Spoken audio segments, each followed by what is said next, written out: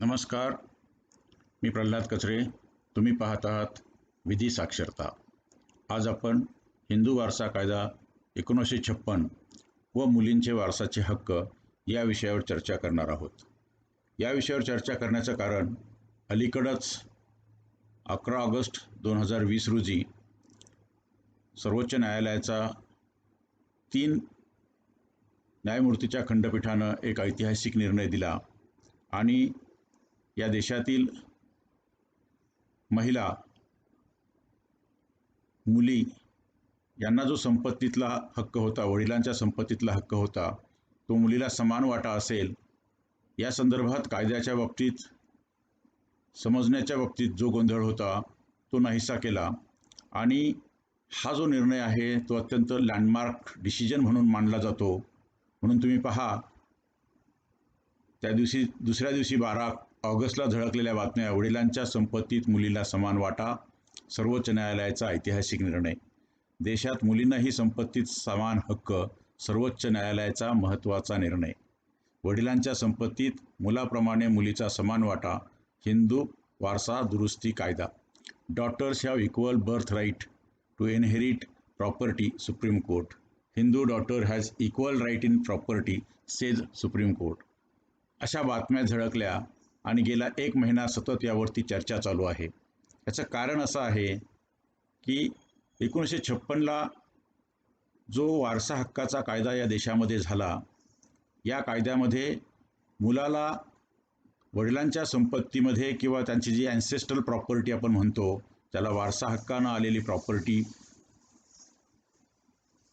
अशा प्रॉपर्टीमध्ये किंवा अशा जमिनीमध्ये, घरांमध्ये जे हक्क होते ते मुलाला मिळत होते, मुलींना मात्र ते मिळत नव्हते, अशी तरतूद 1956च्या कायद्यात होती. 1956च्या कायद्यामध्ये मुलींना जी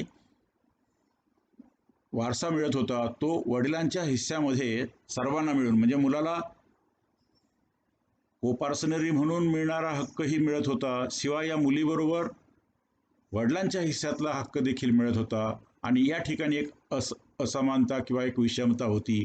आणि घटनेमध्ये जरी सर्वांना समानता असावी असं तत्त्व असलं तरी 1956च्या सक्सेशन ॲक्टमध्ये किंवा वारसा हक्काच्या कायद्यामध्ये, उत्तराधिकाराच्या कायद्यामध्ये मात्र हे मानलेलं नव्हतं. आणि म्हणून 2005पर्यंत, 1956 पासून 2005 पर्यंत 50 वर्ष एक ऐतिहासिक अन्याय, ज्याला आपण हिस्टॉरिकल इनजस्टिस म्हणतो, तो या देशातल्या मुली, या देशातल्या लेकींवरती झालेला आहे.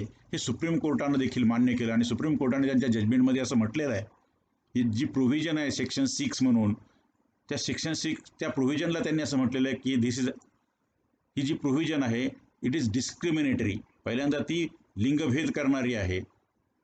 नॉट ओनली डिस्क्रिमिनेटरी, पण पुढे त्याने असं म्हटलं की इट इज ऑपरेसिव्ह, ती दमनकारक आहे. And it denies fundamental right to women, आणि महिलांना त्यांचे जे मूलभूत अधिकार आहेत ते नाकारणारी तरतूद आहे. आणि आपण पहा, 50 वर्ष अशी समानता नाकारणारी तरतूद या देशातल्या कायद्यामध्ये होती. 2005मध्ये या कायद्यात दुरुस्ती झाली आणि या दुरुस्तीतल्या कायद्यामध्ये स्पष्ट करण्यात आलं की आता यापुढे 2005 पासून, म्हणजे 9 सप्टेंबर 2005ला तो कायदा लागू झाला. आणि या दुरुस्तीप्रमाणे मुलाप्रमाणेच मुलींना देखील सारखेच अधिकार असतील आणि ते देखील त्यांच्या जन्मल्याबरोबर त्या मुलींना ते प्राप्त होतील. म्हणजे मुलांना जसा जन्मसिद्ध वारसा हक्क होता तसाच तितकाच समान वारसा हक्क मुलींना देखील मिळायला लागला या कायद्याप्रमाणे. पण मग 2005ला 9/9/2000 म्हणजे 9 सप्टेंबर 2005ला हा कायदा झाला.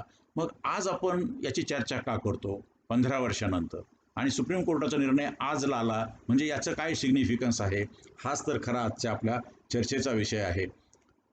2005ला जरी तो कायदा झाला असला तरी त्या 5च्या कायद्यावरती सुमारे 20 केसेस निर्णय हायकोर्टामध्ये झाल्या. आणि या 20 केसेसच्या निर्णय आवडला नाही म्हणून निरनिराळ्या SLPs, म्हणजे आपण special leave petitions, writ petitions supreme कोर्टामध्ये गेले. आता पहा, आपण 4 रिट पिटिशन्स आपल्यासमोर दिसत आहेत आपल्याला. Prakash and others versus Phulwati and others, हा 2016चा आहे. त्याच्यानंतर दनम्मा व्हर्सेस अमर, त्याच्यानंतर आहे Mangammal versus Tulasi and others, T Raju, हे 2018ची आहे. आणि शेवटची केस जिच्याविषयी आपण बोलतो ती आहे विनीता शर्मा व्हर्सेस राकेश शर्मा, ज्याच्यावरती आज आपण चर्चा करणार आहोत. मग मी सांगितलं की 20 केसेस जेव्हा झाल्या तेव्हा त्या हायकोर्टात गेल्या, हायकोर्टातनं सुप्रीम कोर्टात गेल्या, आणि सुप्रीम कोर्टाने त्याचं पहिल्या केसमध्ये जे प्रकाश व्हर्सेस अदर्समध्ये केलं, तर त्यांनी सांगितलं की नाही, 2005ला म्हणजे 9/9/2005ला 9 सप्टेंबर 2005ला लिव्हिंग डॉटर आणि लिव्हिंग फादर दोघं असतील तर त्यांना तिथपासून, तर त्यांनी त्या कायद्याचा अर्थ लावला की हा कायदा प्रॉस्पेक्टिव्ह म्हणजे ज्या तारखेला झाला त्या तारखेपासून लागू आहे. नंतर दनम्माची केस झाली, त्यांनी सांगितलं नाही, तो रिट्रॉस्पेक्टिव्ह आहे. मग त्याच्यानंतर मंगनमलची केस झाली, त्यांनी सांगितलं नाही, तो प्रॉस्पेक्टिव्ह आहे. म्हणजे त्यांनी प्रकाश व्हर्सेस फुलवती ही जी केस होती ती मान्य केली. हा सारखा गोंधळ होत आहे, म्हणजे सगळ्यांचे निर्णय हे कन्फ्युजिंग होते. आपलं मुंबईचं हायकोर्ट म्हणत होतं की ते प्रॉस्पेक्टिव्ह आहे, मद्रासचा हायकोर्ट म्हणत होतं तो रिट्रॉस्पेक्टिव्ह आहे. निरनिराळ्या ठिकाणचे हायकोर्टाचे निर्णय आणि त्याच्यात सुप्रीम कोर्टाचे असे 3 निर्णय की हे एकमेकाला क्लॅशिंग होते, आणि म्हणून हे लार्जर बेंचकडे जावं.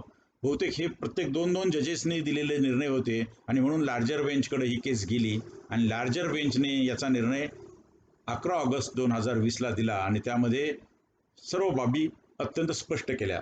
त्या स्पष्ट केलेल्या मुद्दे आपल्याला समजावून घ्यायचे आहेत, आणि म्हणून आपण आज ही चर्चा करतो आहोत. आता ही चर्चा करताना आपल्याला पूर्वीची परिस्थिती काय ही समजून घ्यावी लागेल, म्हणजे आपल्याला पुढे काय आहे ते समजता येईल. म्हणून वेगवेगळ्या कालखंडामध्ये महिलांचे हक्क, मुलींचे हक्क कसे होते. वेद काळापासून तर मिताक्षरा हे जे स्कूल आहे किंवा त्याला एक पंथ म्हणतो, की ती एक विचारधारा आहे किंवा विचार प्रवाह आहे. म्हणजे साधारण इसवी पूर्व 1500 ते 11व्या शतकापर्यंत हा जो कालावधी आहे, त्या कालावधीमध्ये काय होतं, तर वेदकाळामध्ये स्मृती, श्रुती, वेद यामध्ये जे लिहिलेलं होतं, म्हणजे मनुस्मृती असेल किंवा आणखी श्रुतिकारांनी जे लिहिलेलं असेल, त्यामध्ये जे लिहिलेलं होतं ते बहुतांशी त्यांनी महिलांना हक्क नाकारले होते, मुलींना हक्क नाकारले होते. त्यांना कुठलाही स्वतंत्रपणे ॲब्सोल्यूट इस्टेट इंडिपेंडेंटली त्यांच्या ताब्यात देऊ नये, असं साधारण त्या काळातल्या समाजकारणाचं जे काही मत होतं ते असं होतं. मिताक्षरापासून तर ब्रिटिश ईस्ट इंडिया कंपनी जेव्हा आली, साधारण 1850 पर्यंत, 11व्या शतकापासून तर 1850 पर्यंतचा जो कालखंड आहे, अनेक स्कूल्स ऑफ थॉट आहेत. हिंदू वारसाच्या संदर्भामध्ये किंवा हिंदू लॉमध्ये अनेक स्कूल्स ऑफ थॉट म्हणजे अनेक विचार प्रवाह आहेत. त्यापैकी 2 प्रॉमिनंट आहेत, या एक मिताक्षरा आणि दाया भाग, हे 2 आहेत. याच्याविषयीचा तपशील आपण पुढे पाहू. आणि आता तिसरा कालावधी जो आहे हा मिताक्षरा आणि ब्रिटिश ह्या संदर्भात, म्हणजे प्री कॉलोनियल जो कालावधी आहे त्याच्या संदर्भात जे पाहिलं त्याच्यावरती देखील वेदकाळ आणि हिंदू जी परंपरा आहे, परंपरागत ज्याला आपण कस्टम्स म्हणतो, त्या कस्टमचा प्रचंड प्रभाव होता. आणि तो प्रभाव असा होता की मुलींना स्वतंत्रपणे इस्टेट द्यावी असं साधारण कुणालाही ते मान्य नव्हतं. कारण मुलगी, स्त्री, महिला ही सततपणे डिपेंडंट, कुणावर तरी अवलंबून असते असंच त्यांनी समजलेलं आहे. लहान असताना ती वडिलांवरती, प्रौढ असताना ती पतीवरती, आणि वृद्ध झाल्यानंतर मुलावरती. म्हणजे प्रत्येक ठिकाणी पुरुष पुरुष आणि पुरुष, पुरुषसत्ताक जी पद्धती आहे किंवा पितृसत्ताक जी पद्धती आहे, ती पितृसत्ताक पद्धती असल्यासारखा ज्याला आपण म्हणतो, तसा तो विचारधारा किंवा विचार प्रवाह त्या समाजामध्ये त्यावेळेस प्रिव्हेल करत होता. आणि त्यामुळे साधारण 1850 पर्यंतची पूर्णपणे मेल ओरिएंटेड किंवा आपण ज्याला आपण म्हणतो पुरुष प्रधान व्यवस्था होती, आणि जे काही संपत्तीचे हक्क आहेत ते पूर्णपणे पुरुषाला. आणि महिलांना जर अधिकार द्यायचेच असतील किंवा मुलींना जर अधिकार द्यायचेच असतील तर ते कोणते, त्यांचं लग्न करून द्यावं, त्यांची विचारपूस करावी, त्यांना पालनपोषणासाठी आणखी काही अडचण असेल तर ती पालनपोषणाची अडचण दूर करावी. मात्र त्यांना धारण करण्यासाठी कुठली संपत्ती द्यावी असं फारसं नाही. पुढे मात्र थोडासा पुरोगामी विचार बळावला, आणि मग जेव्हा अव्वल इंग्रजांचा कालावधी सुरू झाला तेव्हा राम मनोहर लोहिया किंवा निरनिराळे जे विचारवंत होते ते विचारवंत पुढे आले. आणि ते इंग्रजांच्या बरोबर काम करायला लागले तेव्हा साधारण 1858 पासून तर 1955 पर्यंत किंवा 1947 जोपर्यंत इंग्रज आपल्या देशामध्ये होते तोपर्यंतचा जो कालावधी होता त्या कालावधीमध्ये पूर्णपणे त्यांनी वेदकाळात किंवा मिताक्षरामध्ये जे लिहिलं होतं किंवा हिंदू लॉमध्ये जे लिहिलं होतं ते संपूर्णपणे बंद तर करू शकत नव्हते, कारण समाजाचा प्रचंड दबाव होता. परंपरावादी जो समाज होता ते प्रचंड पॉवरफुल होते आणि त्यामुळे इंग्रजांना देखील संपूर्ण कायदे बदलता आले नाहीत, पण त्यांनी काही सुधारणा नक्की केल्या. आणि मग त्यावेळेसचं जे काही समाजमन होतं त्यावेळेस त्यांनी सुद्धा थोडंसं स्वीकारलं आणि महिलांना संपत्ती धारण करून द्यायला हरकत नाही, मात्र त्यांना ॲब्सोल्यूट ओनरशिप असणार नाही, ते त्यांच्या हयातीमध्ये धारण करू शकतील. पण त्यांचं जेव्हा निधन होईल तेव्हा पुन्हा त्या संपत्ती किंवा जमीन जी असेल ती ज्यांनी दिली त्यांच्याकडे परावर्तित होईल, अशी साधारण तरतूद त्या काळामध्ये होती. म्हणजे त्यांना धारण करण्याची शक्ती किंवा धारण करण्याचा अधिकार असायचा, पण तिची विल्हेवाट लावण्याचा किंवा डिस्पोजलचा अधिकार नव्हता, म्हणून स्वतंत्रपणे धारण करण्याचा अधिकार त्या काळात दिला गेला नाही. इंग्रजांच्या काळामध्ये बरेच बदल झाले आणि त्यांनी स्त्रीला हळूहळू सबळ करण्यासाठीचे कायदे सुरू केले. खरं तर त्यावेळच्या कल्पनाच अशा होत्या की जरी महिलांना धारण करायला जमीन दिली, ती धारण करू शकेल, तिला आपण मालक आहोत असा एक छोटासा अभिमान वाटायला लागू शकेल, मात्र त्यावेळेस सतीची प्रथा होती आणि जर का मृत्यू झाला पतीचा तर तिला सती जावं लागत होतं आणि ती सती गेली की पुन्हा तिची प्रॉपर्टी जी तिच्या नावावरची प्रॉपर्टी होती ती जे पती होते तिच्या पतीच्या कडील जे नातेवाईक किंवा इनलॉज असतील त्यांच्याकडे ती परावर्तित होत होती. त्यानंतरचा काळ पाहिला 1975 स्वातंत्र्य जेव्हा मिळालं 47 पासून, 47 नंतर आपल्या देशातली सत्ता सुरू झाली. 50ला आपली घटना आली आणि 1950 पासून हा जो काळ आहे, आपण 1950 म्हणजे 1956ला हा कायदा झाला. 1956 पासून तर 2000 पर्यंतचा काळ हा आधुनिक काळातला भाग 1 आहे. आधुनिक काळामध्ये 2005 पासून तर 11 ऑगस्ट 2020 पर्यंत एक मधला कालावधी आहे. आणि आता खऱ्या अर्थानं या ज्या सगळ्या चांगल्या तरतुदी झालेल्या आहेत की ज्याला आपण क्रांतिकारी तरतुदी झाल्या आहेत, ज्यामुळे खऱ्या अर्थानं पितृसत्ताक पद्धतीच्या मुळावरती घाव घातला असं कोर्टाने म्हटलेलं आहे. आणि निरनिराळ्या विचारवंतांना देखील म्हटलेलं आहे की पहिल्यांदा पॅट्रियार्टिकल जी काही व्यवस्था होती तिच्या मुळावरती घाव घातला गेला आहे. अशी जी अत्यंत चांगली व्यवस्था आहे ती 11 ऑगस्ट 2020 पासून सुरू झाली आहे. अगदी मागच्याच महिन्यात हा निकाल आला. निकाल लागून 1 महिनाच झालेला आहे. त्यावरती चर्चा सुरू आहे आणि म्हणून हे सर्वांना कळावी म्हणून आपण आज या विषयावरती चर्चा करतो आहोत. पूर्वीचा काळ जो होता त्या काळात एकत्र हिंदू कुटुंब पद्धती होती. हिंदू एकत्र कुटुंबाच्या बाबतीत मिताक्षरा आणि दयाभाग असे 2 पद्धती, अनेक विचारप्रवाह आहेत पण हे 2 प्रवाह प्रॉमिनंट मानले जातात, प्रमुख मानले जातात. मिताक्षरा पद्धती म्हणजे याज्ञवल्क स्मृती वर 11व्या शतकामध्ये विज्ञानेश्वरांनी लिहिलेल्या जो टीकाग्रंथ आहे त्यात जी पद्धत सांगितली आहे ती पद्धत. आणि बंगाल प्रांताखेरीज पूर्ण देशामध्ये किंवा पूर्ण हिंदुस्थानभर बहुतांशी हिंदू कुटुंबाचं नियमन या मिताक्षरा पद्धतीने होतं. आणि बंगालमध्येच फक्त आपल्याला दायभाग ही जी विचारप्रवाह आहे किंवा दायभाग हा जो एक स्कूल ऑफ थॉट आहे त्या स्कूल ऑफ थॉटचं प्राबल्य आपल्याला त्या ठिकाणी दिसतं. आता मिताक्षरा म्हणजे काय? विज्ञानेश्वर हे मोठे ज्युरिस्ट होते, त्या काळातले एक ते विधिज्ञ होते, टीकाकार होते, मोठे विचारवंत होते. धर्मशास्त्र आणि न्यायशास्त्र जे आहे त्याच्यावरती त्यांची प्रचंड हुकूमत होती आणि त्यांना लोक खूप मानत होते. हिंदू धर्मशास्त्रावरील श्रेष्ठ भाष्यकार म्हणून त्यांना पाहिलं जातं. मिताक्षरा हा त्यांचा टीकाग्रंथ आहे व्यवस्थेवरचा. धर्मशास्त्राच्या टीकाकारामध्ये विज्ञानेश्वरांचे स्थान हे फार मोठे आहे आणि अनन्यसाधारण असेच मानले जाते. विद्वानांच्या मते त्यांचा काळ साधारण 1050च्या आसपास असावा असं म्हटलं जातं. दायभाग हा जिमूतवहन या विधिज्ञानी, ते सुद्धा विज्ञानेश्वरासारखेच मोठे विद्वान होते, धर्मशास्त्रातले श्रेष्ठ भाष्यकार होते. मात्र ते विज्ञानेश्वराचे प्रतिस्पर्धी होते, कारण त्यांचा विचार वेगळा होता, यांचा विचार वेगळा. मात्र दोघांच्या मध्ये वारसांचे सांगितलेले नियम बहुतेक साधर्म्य असणारे आहेत किंवा सारखेच आहेत. त्यामुळे त्यांचं म्हणणं असं आहे, दयाभागाच्या जी विचारसरणी आहे त्याच्यामध्ये पिंड म्हणजे श्राद्धादी प्रसंगी दिला जाणारा जो पिंड असतो, त्यामुळे हे जे जिमुत्तू वाहन आहेत त्यांच्या मते पिंडदान क्रियेच्या स्वरूपात ज्याला मृतात्म्यावर उपकार करण्याचा अग्रक्रमाने अधिकार आहे त्याला मृत व्यक्तीचा वारस या नात्याने अधिक प्राधान्य आहे. म्हणजे मुलं जनरली हिंदू धर्मामध्ये हे सगळं जे काही केलं जातं ते मुलं करतात आणि म्हणून कर्मकांडावर अवलंबून असलेला जो विचार आहे तो दायभाग विचार आहे. मात्र हा विचार बऱ्याच लोकांना जुनाट वाटतो, बुरसटलेला वाटतो आणि म्हणून तो सर्वत्र स्वीकारला गेला नाही. मिताक्षरा हा थोडासा सायंटिफिक आणि थोडासा सुधारणावादी विचार असल्यामुळे बहुतांशी लोकांनी तो स्वीकारला आणि बेंगाल प्रांत वगळता सर्वत्र मिताक्षरा पद्धतीची कुटुंब व्यवस्था आपल्याला दिसते. आता हिंदू विधीच्या याच्याप्रमाणे कायद्याप्रमाणे मिताक्षरा आणि दायभाग असे दोन भाग असले तरी मिताक्षरा कुटुंब पद्धती हीच हिंदुस्थानात सर्वत्र प्रचलित आहे. तिचे वैशिष्ट्य असे की विवाह होतात, रक्ताचे नाते आणि दत्तक यांनी जोडलेला एक व्यक्तिसमूह त्याला आपण कुटुंब असं म्हणतो. कुटुंब या संस्थेला अनन्यसाधारण महत्त्व या व्यवस्थेमध्ये आहे. बोलीभाषेतली एकत्रित कुटुंब संकल्पना जी आहे त्यालाच कायद्यामध्ये अविभक्त कुटुंब असं म्हटलं जातं. दुसऱ्या कोणत्याही समाजात किंवा दुसऱ्या कोणत्याही धर्मामध्ये इतकी चांगली संयुक्त कुटुंब व्यवस्था आपल्याला आढळून येत नाही.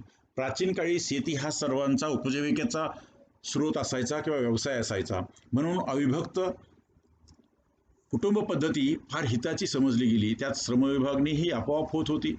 कुटुंबाची मिळकत पिढ्यानपिढ्या कायम एकत्रित राहत असे आणि हिंदू लॉमध्ये देखील एकमेकाच्या म्हणजे ते चुली वेगळ्या असतील, एकाच वाड्यामध्ये निरनिराळ्या ठिकाणी लोक वेगळे राहत असतील किंवा एका गावात राहत असतील, पण जमीन एकत्र असल्यामुळे त्या संपूर्ण कुटुंबाला एकत्र असतात. कारण सर्व विधीसाठी, सर्व कार्यक्रमासाठी, सुखदुःखासाठी सर्व लोक एकत्र येतात आणि एका कुटुंबाचे घटक म्हणून मानतात. कर्त्या पुरुषाने कुटुंबाच्या मिळकतीस तोशिष न लावता निस्वार्थ बुद्धीने विश्वस्ताप्रमाणे अविभक्त मिळकतीचे संरक्षण आणि वृद्धी करून मिळकत पुढच्या पिढीकडे हस्तांतरित करावी असे धोरण होते. आणि अशा कर्त्या पुरुषाला आपण कुटुंबकर्ता किंवा कुटुंबाचा प्रमुख म्हणतो. त्यालाच अनेक ठिकाणी एकत्र कुटुंब करता किंवा एक्युम्या एकत्र कुटुंबाचा मॅनेजर असं देखील म्हटलं जातं आणि निरनिराळ्या अधिकार अभिलेखामध्ये अशाच नोंदी आपल्याला आढळतात. आणि बहुतेक वेळा संयुक्त कुटुंब पद्धतीमध्ये जेव्हा कुटुंबाचा प्रमुख मयत होतो तेव्हा शिल्लक राहणाऱ्या वारसांमध्ये जे कोपार्सनर्स असतात त्यातला जो थोरला कर्ता असेल त्या कर्त्याच्या नावाने सर्व लावलं जातं आणि इतर मात्र लिहिले जात नव्हते.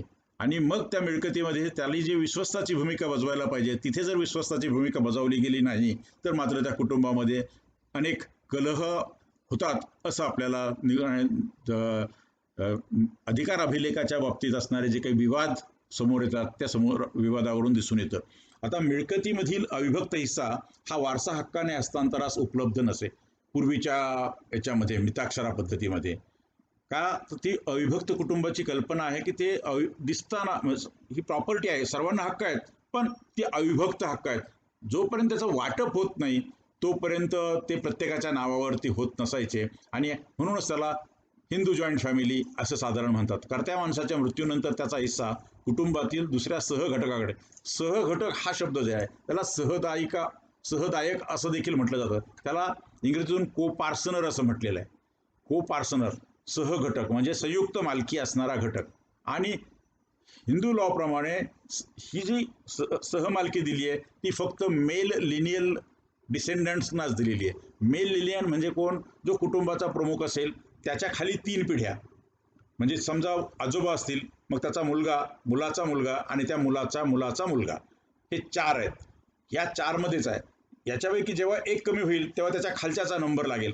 म्हणजे हे 4 पिढ्यांच्या कोपार्सनरी सिस्टममध्येच ही जी जमीन आहे तिची वाटप होत राहतं असं आपल्याला या ठिकाणी दिसत नाही. यालाच एकत्रितरित्या जाणे, ज्याला उत्तराजीवित्वामागील तत्व म्हणजे मूलतत्व मानतात, याला आपण सर्व्हायव्हरशिप म्हणतात. सर्व्हाईव्ह म्हणजे मृत्यूनंतर शिल्लक राहणारा कोण?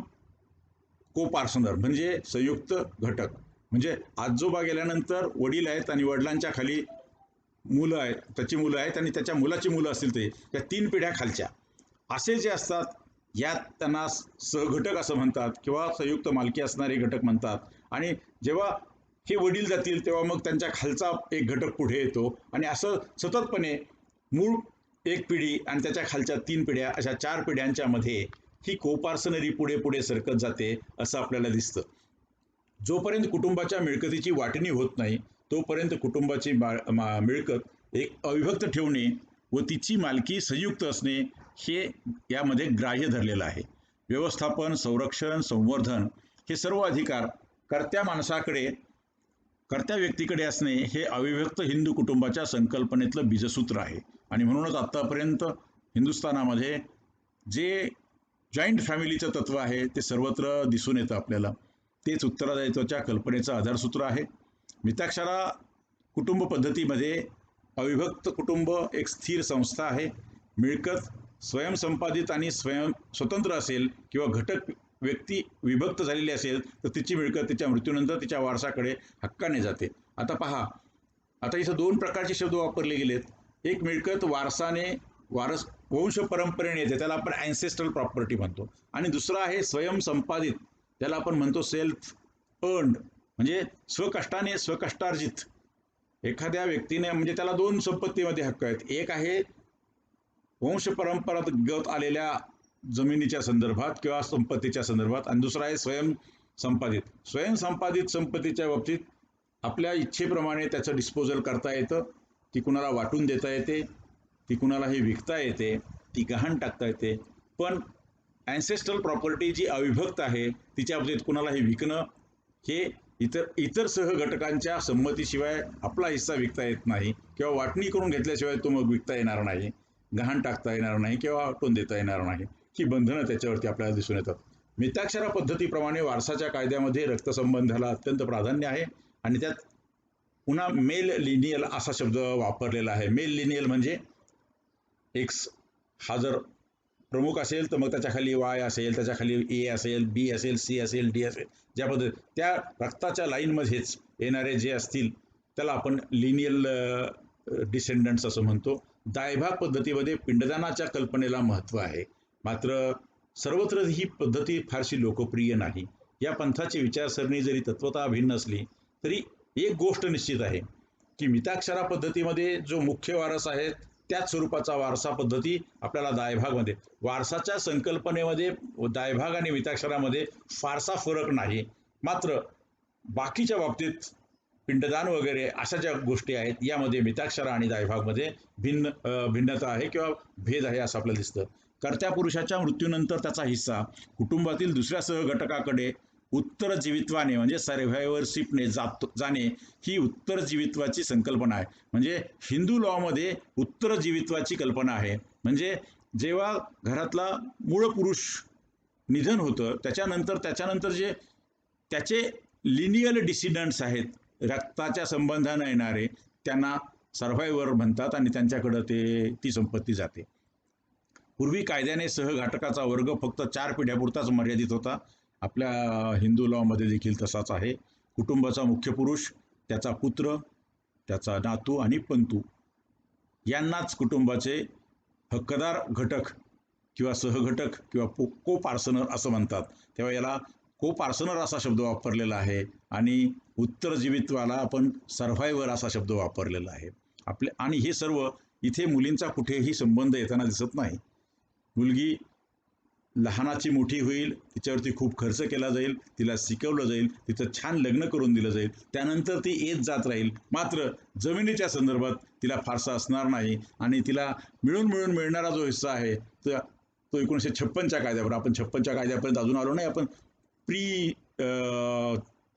कॉलोनियल म्हणजे साधारण आपण वेदकाळ संपल्यानंतर जी मिताक्षरा पद्धती सुरू झाली ती साधारण 1850 पर्यंत, म्हणजे इंग्रज हातात घेईपर्यंत जी पद्धती असत होत्या तिच्या संदर्भात आपण पाहतोय. तेव्हा आपल्या वडिलांच्या हाती असलेल्या वडिलार्जित समान हक्क निर्माण होणे हा मिताक्षरा हिंदू अविभक्त कुटुंबामध्ये वैशिष्ट्य होतं. पण हे फक्त मुलांच्या बाबतीत होतं. आता त्यामध्ये मिताक्षरामध्ये श्रीधन या संकल्पनेला मात्र मान्यता आहे. त्यांनी मिताक्षरा थोडंसं लिबरल आहे असं मी यापूर्वीही सांगितलं होतं. मिताक्षरा स्कूलनी 9 कॅटेगरीज ऑफ गिफ्ट, स्त्रियांना कोणते गिफ्ट मिळू शकतात? Gifts from relatives, gifts from strangers, gifts self acquired property, property purchased with Stridhan, श्रीधना च्या पैशातून मिळवलेली काही प्रॉपर्टी असेल, property acquired by compromise, property obtained by possession, adverse possession, property obtained by in lieu of maintenance, म्हणजे जे पालनपोषणाचा खर्च त्याच्याऐवजी प्रॉपर्टी घेतली असेल, property obtained by inheritance, share obtained by partition, असे साधारण 9 प्रकार मिताक्षरामध्ये श्रीधनाचे लिहिलेले आहेत. मात्र पुढे काय याच्यावरती खूप चर्चा झाली, निरनिराळ्या कोर्टात याच्यावरती दावे झाले. प्रिव्ही कौन्सिल नावाची ब्रिटिशांच्या काळामधली जी न्यायदानाची व्यवस्था होती, त्यांनी याच्यातले 2-3 घटक मांडले, 2-3 घटक मांडले नाही, आणि मग शेवटी त्याचा समावेश आपल्या हिंदू सक्सेशन ॲक्ट 1956 मध्ये करण्यात आला. पण साधारण मिताक्षराने किमान हा सुधारणावादी दृष्टिकोन स्वीकारला होता असं आपल्याला दिसतं. याच्यानंतर ब्रिटिश आले. ब्रिटिशांनी मात्र हळूहळू कायदे बदलायला सुरुवात केली आणि त्यांनी 1925 मध्ये इंडियन सक्सेशन ॲक्ट आणला, आणि ज्यांना हिंदू लॉ मान्य नाही अशा सर्व धर्माच्या लोकांना, मग ते पारसीज असतील, ख्रिश्चन्स असतील किंवा इतर कोणी असतील, त्यांना मात्र या तरतुदीचा फायदा घेता आला.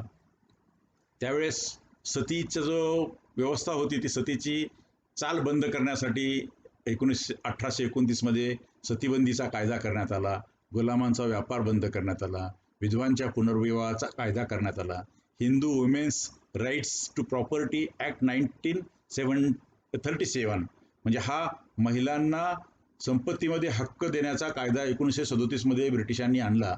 मात्र ते फार क्रांतिकारी निर्णय घेऊ शकत नव्हते, कारण शेवटी होस्ट पॉप्युलेशन जे होतं, जरी ते राज्य करत असले तरी ज्यांच्यावरती राज्य करायचं ते अत्यंत परंपरावादी, आणि हा आमचा पर्सनल लॉ आहे असं म्हणणारे परंपरावादी या देशामध्ये जे होते, अशा परंपरावाद्यांना अगदी ठसून काही सांगण्यापेक्षा त्यांनी एक 5 कलमाचा हा छोटासा कायदा केला. पण यामधल्या काही तरतुदी पुढे आपल्याला 1956च्या कायद्यामध्ये परावर्तित किंवा त्या हळूहळू पुढे प्रगत झालेल्या दिसतात. Hindu women's right to property act हा छोटासा कायदा आहे, स्त्रीच्या हक्कासंदर्भात 5 कलमांचा कायदा आहे. जेव्हा इंग्रज राज्य करत होते तेव्हा पतीच्या पश्चात त्याच्या हक्काच्या याच्यावरती हिंदू लॉप्रमाणे त्यांना कुठलाही अधिकार त्या विडोला मिळत नव्हता, आणि म्हणून असा अधिकार मिळावा यासाठी हा कायदा केला. याला देशमुखी कायदा असा देखील म्हटलं जातं.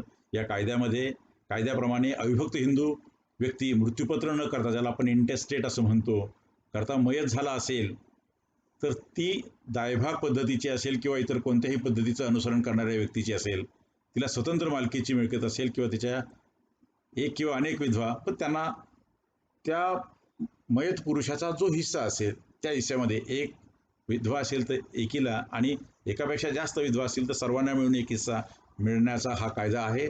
वाटप करण्याचा, मागण्याचा हक्क त्यांना प्राप्त होतो. अशा रीतीने 1937 पर्यंत मध्ये स्त्रीबद्दल अविभक्त हिंदू कुटुंबाच्या किंवा पत्नीच्या मिळकतीसाठी वारसा हक्काचा पहिला कायदा आपल्याला इथं दिसतो.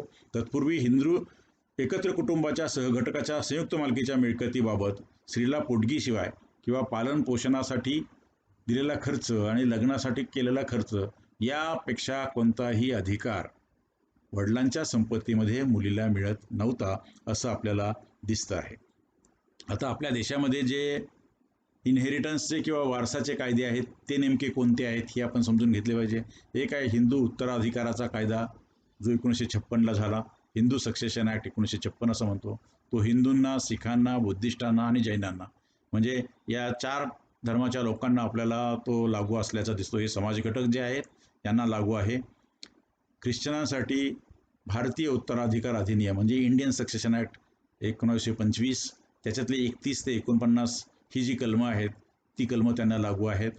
पारसीसाठी भारतीय उत्तराधिकार अधिनियम 1925चे 50 ते 56 हे 6-7 कलमं आहेत, त्यांना लागू आहेत.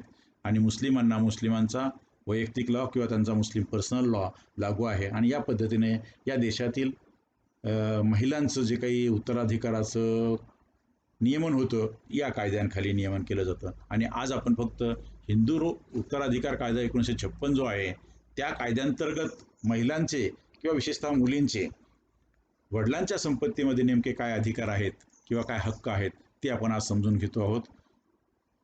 मग यासाठी आपण पहिल्यांदा जातो 1947ला आपल्याला स्वातंत्र्य मिळालं, आणि 1947 नंतर आपली घटना 1950ला आली. साधारण 1948 पासून हिंदू कोड बिलाची चर्चा सुरू झाली. बाबासाहेब आंबेडकर जेव्हा कायदा मंत्री होते तेव्हा त्यांनी 17 सप्टेंबर 1951 रोजी पहिल्यांदा एक बिल पार्लमेंटमध्ये सादर केलं आणि त्याला हिंदू कोड बिल असं म्हटलं होतं. त्यांनी त्यामध्ये पुरुष आणि स्त्रिया, मुलं आणि मुली यांना वडिलांच्या इस्टेटमध्ये, वडिलांच्या संपत्तीमध्ये, घर असेल, जमीन असेल, मुव्हेबल असेल, इमुव्हेबल असेल, या सर्व संपत्तीमध्ये समान अधिकार राहतील. आणि स्त्रीधन जे आपण मुलींना देतो ते पूर्णपणे स्त्रियांची संपत्ती असेल आणि तिच्या मुलांना ती पुढे गेली पाहिजे. पूर्वीच्या कायद्यात असं होतं की स्त्रीधन आपण दिल्यानंतर ते म्हणजे हुंडा म्हणून जाईल, बेसिकली तो हुंडा असायचा, पण त्याला नाव स्त्रीधन दिलं जात होतं. म्हणून आपल्याला हुंडाबंदी कायदा पुढे करावा लागला. म्हणजे हुंडा जो द्यायचा होता तो स्त्रीधनाच्या स्वरूपात दिला जात होता. म्हणून तो मुलांना म्हणजे ती जर महिला मयत झाली तर तो मुलांना मिळण्याऐवजी त्या पतीच्या इनलॉजना मिळत होता. पण हिंदू कोड बिलामध्ये मी सांगितलं की नाही, तो खाली उत्क्रांत झाला पाहिजे.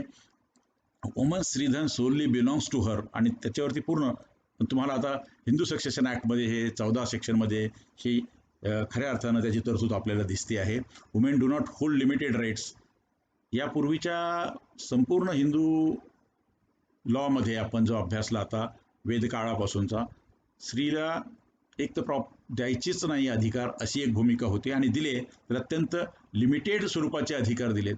म्हणजे पतीच्या निधनानंतर त्या विडोला त्याचा हिस्सा सुद्धा वाटून मागता येत नव्हता, अशी परिस्थिती होती. आणि अगदी कालपर्यंत ह्या कायद्यानंतर देखील आपल्याला तीच परिस्थिती आढळून आल्यासारखं दिसते आहे.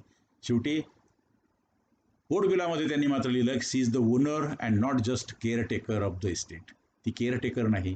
कुठल्याही महिलेला एम्पावर करायचं असेल तर तिला फक्त धारणा अधिकार देण्यात अधिकार नाही, तिला त्याचे मालकी हक्क दिले पाहिजेत, उपभोगाचे अधिकार दिले पाहिजेत, आणि त्याच्या पूर्ण डिस्पोजलचे अधिकार दिले पाहिजेत. म्हणजे खऱ्या अर्थाने तिचा आत्मविश्वास दुणावतो आणि खऱ्या अर्थानं ती स्त्री मालक आहे असं वाटतं. आपल्या देशामध्ये जवळपास 17 कोटी स्त्रिया शेतीचं काम करतात आणि शेतीचं येणाऱ्या उत्पन्नापैकी 75% उत्पन्न महिलांच्या कष्टातून आपल्याला येतं.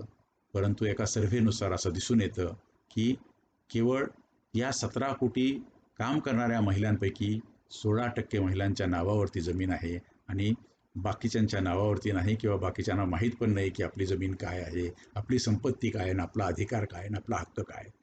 फक्त 16%.